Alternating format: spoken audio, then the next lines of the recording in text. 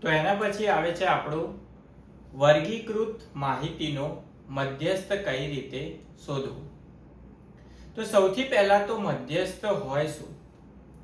તો તમને જે પણ માહિતી આપેલી હોય, સામાન્ય રીતે જે પણ નંબર્સ તમને આપ્યા હોય, એ નંબર્સમાં જે મધ્ય કિંમત હોય એને આપણે શું કહીએ? આપેલી માહિતીનો મધ્યસ્થ કહેવામાં આવે છે. કઈ રીતે? ઉદાહરણ જોઈએ.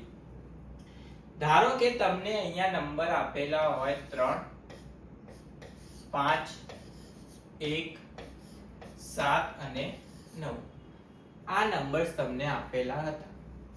હવે આ આપેલા નંબરમાં આ જે માહિતી છે, આ નંબર્સનો મધ્યસ્થ શું થશે? તો તમારે સૌથી પહેલા તો શું કરવાનું? જે પણ નંબર આપ્યા હોય એને ચડતા ક્રમમાં ગોઠવવાના. આ નંબર્સને જો આપણે ચડતા ક્રમમાં ગોઠવીશું તો શું આવશે? 1, 3, 5, 7 અને 9. ચડતા ક્રમમાં ગોઠવી લીધા. હવે અહીંયા જુઓ કેટલા નંબર્સ આપેલા હતા આપણને? 5. તો જ્યારે પણ 5 એટલે કઈ સંખ્યા થાય? અયુગ્મ સંખ્યા થાય. 5 એટલે કઈ સંખ્યા થશે? અયુગ્મ સંખ્યા. તો જ્યારે પણ અયુગ્મ સંખ્યા આપેલી હોય ત્યારે સૂત્ર યાદ રાખવાનું n + 1/2, જ્યાં n શું હશે? આપેલા કુલ અવલોકનો. તો અહીંયા કુલ અવલોકનો કેટલા હતા? 5. તો 5 + 1 શું થશે? 6. 6/2 એટલે કેટલા થાય? 3. મૂ પદ, કયું પદ જોવાનું તમારે? ત્રીજું પદ. તો અહીંયા આપેલી માહિતીની અંદર ત્રીજું પદ કયું થશે આપણું? કે 5. તો આ જે માહિતી આપેલી હતી એ માહિતીની અંદર 5 આપણો શું થશે? મધ્યસ્થ થશે. આ રીતે જ્યારે નંબર આપ્યા હોય ત્યારે મધ્યસ્થ આ રીતે શોધાય. હવે આ થઈ ગઈ અયુગ્મ સંખ્યા હોય ત્યારની વાત. પણ જો આપણને યુગ્મ સંખ્યા આપેલી હોય ત્યારે શું કરવાનું? ધારો કે આપણને નંબર આપેલા હોય 3, 5, 1, 7, 9 અને 11. તો સૌથી પહેલા તો માહિતીને ચડતા ક્રમમાં ગોઠવી નાખવાની. તો અહીંયા થઈ જશે 1, 3, 5, 7, 9 અને 11. ગોઠવી લીધી ચડતા ક્રમમાં. હવે અહીંયા જુઓ કેટલા નંબર આપેલા હતા? 6. 6 એટલે કઈ સંખ્યા થશે?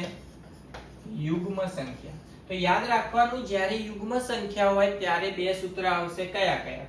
સૌથી પહેલા તો આવશે n/2 અને બીજું આવશે n/2 + 1.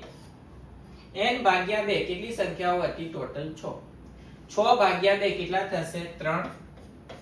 અને 3 + 1 કેટલા થશે? 4. તો ત્રીજું પદ અને ચોથું પદ જોવાનું તમારે. તો આ માહિતીની અંદર ત્રીજું અને ચોથું પદ એટલે કયું થાય? 5 અને 7.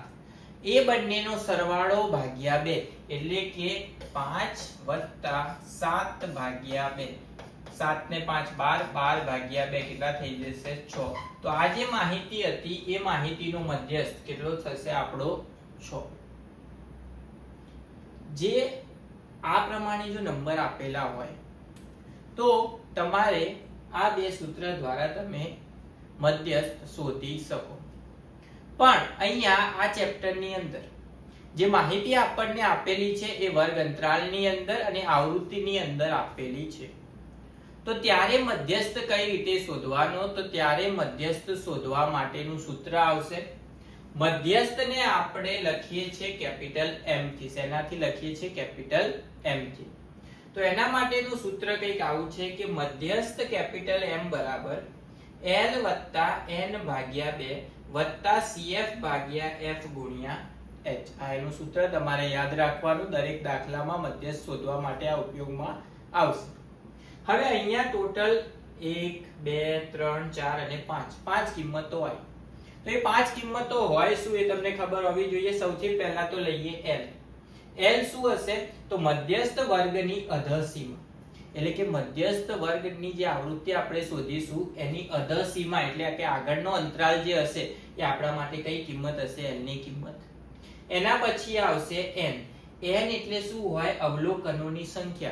અવલોકનોની સંખ્યા એટલે શું થાય? આવૃત્તિ જે આપેલી હોય એ આવૃત્તિનું જે કુલ ટોટલ હોય એને આપણે શું કહીશું? n કહીશું. અને એના પછી આવશે CF. CF તમારા માટે 9 હશે. મધ્યસ્થ વર્ગની આગળના વર્ગની સંચયી આવૃત્તિ. નવી વસ્તુ શું આવી અહીંયા? સંચયી આવૃત્તિ. તો સંચયી આવૃત્તિ શોધવાની કઈ રીતે એ આપણે દાખલો જોઈશું. એટલે દાખલામાં હું તમને સમજાવી દઈશ કે સંચયી આવૃત્તિ એને જ કહીએ આપણે કમ્યુલેટિવ ફ્રીક્વન્સી એટલે કે CF. એના પછી આવશે F, મધ્યસ્થ વર્ગની આવૃત્તિ. અને એના પછી આવશે H. H તો ખબર જ છે શું હોય? વર્ગ લંબાઈ. તો આ સૂત્રના આધારે આપણે આગળના દાખલાઓ ગણીશું.